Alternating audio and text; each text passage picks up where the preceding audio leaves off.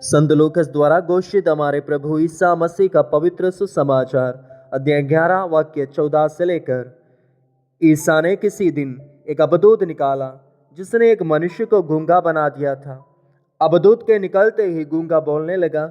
लोग अचंभे में पड़ गए, परंतु उनमें से कुछ ने कहा, यह अबदूतों के नायक बेल्ज़ेबुल की सहायता से अबदूतों को निकालता है।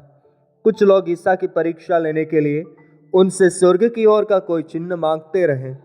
उनके विचार जानकर ईसा ने उनसे कहा, जिस राज्य में फूट पड़ जाती है वह उजड़ जाता है और घर के घर ठहर जाते हैं। यदि शैतान अपने ही विरुद्ध विद्रोह करने लगे तो उसका राज्य कैसे टिका रहेगा? तुम कहते हो कि मैं बेल्ज़ेबुल की सहायता से अबदूतों को निकालता हूँ। यदि मैं बेल्ज़ेबुल की सहायता से अबदूतों को निकालता तो तुम्हारे बेटे किसकी सहायता से उन्हें निकालते हैं? इसलिए वे तुम लोगों का न्याय करेंगे। परंतु यदि मैं ईश्वर के सामर्थ्य से अबदूतों को निकालता हूँ तो निस्संदेह ईश्वर का राज्य तुम्हारे बीच आ गया है। जब बलवान मनुष्य हथियार बांधकर अपने घर की रखवाली करता तो उसकी धन संपत्ति सुरक्षित रहती है, किंतु यदि कोई उससे भी बलवान उस पर टूट पड़े और उसे हरा दे तो जिन हथियारों पर उसे भरोसा था वह उन्हें उससे छीन लेता और उसका माल लूट कर बांट देता है। जो मेरे साथ नहीं है वह मेरा विरोधी है, और जो मेरे साथ नहीं बटोरता वह बिखेरता है। क्रिस्त में प्रिय माता पिता, वो भाइयों बहनों और बच्चों, आज के पवित्र सुसमाचार में प्रभु यीशु हमें एक महत्वपूर्ण आध्यात्मिक सत्य से अवगत कराते हैं।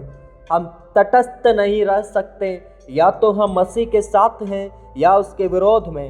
यह संघर्ष केवल बाहरी नहीं बल्कि हमारे अंतरदम में भी है, जहां शुभ और अशुभ शक्तियां लगातार युद्धरत है। कैथोलिक कलीसिया सिखाती है कि सांसारिक संघर्ष के मूल में आत्मिक संघर्ष है।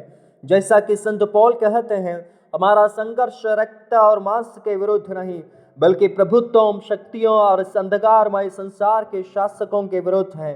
Catechism of the Catholic church article 407 में बताता है कि आदम और हेवा के पाप के कारण शैतान का प्रभाव संसार में सक्रिय हो गया, जिससे हर व्यक्ति को ईश्वर के अनुग्रह की आवश्यकता है। पोप बेनेडिक्ट 16वें कहते हैं, एक ईसाई जीवन आधा अधूरा नहीं हो सकता। यदि हम पूर्ण रूप से मसीह को समर्पित नहीं करते तो हम अंधकार में ही बने रहते हैं। पोप फ्रांसिस कहते हैं, आज का संसार हमें दिखावटी ईमानदारी में जीने को प्रेरित करता है, परंतु यीशु पूर्ण समर्पण मांगते हैं। एक समझौता किया हुआ ईसाई वास्तव में शैतान के पक्ष में होता है। कैथोलिक धर्म शिक्षा हमें बताते हैं, ईश्वर का राज केवल भविष्य की घटना नहीं है बल्कि मसीह में पहले ही हमारे बीच आ चुका है। संत जॉन वियानी कहते हैं, जब हम ईश्वर की शक्ति को अपने अंदर जगह देते हैं तो शैतान को बाहर निकलना ही पड़ता है। संत पैद्रपियो कहते हैं, शैतान केवल वहां कार्य कर सकता है जहां हम उसे मौका देते हैं। ईश्वर की कृपा ही हमारी रक्षा है। यीशु हमें चुनौती देते हैं कि हम आधे अधूरे ना बने, या तो हम मसीह के साथ हैं या उसके विरुद्ध। जो केवल बुराई से बचना चाहता है परंतु भलाई में बढ़ता नहीं, वह फिर से बुराई में गिर जाते हैं। पोप फ्रांसिस हमें चेतावनी देते हैं। आइए हम आत्मचिंतन करें, क्या मैं केवल बुराई से बचने तक सीमित हूँ या वास्तव में यीशु के राज के निर्माण में सहायक हूँ? क्या मैं आधे अधूरे ईसाई जीवन से बाहर निकलकर पूर्ण रूप से मसीह को समर्पित करने को तैयार हूँ? प्रभु हमें अनुग्रह दे कि हम पूरी निष्ठा से उनके साथ खड़े हों और उनके राज्य के सक्रिय सहभागी बने। आमीन।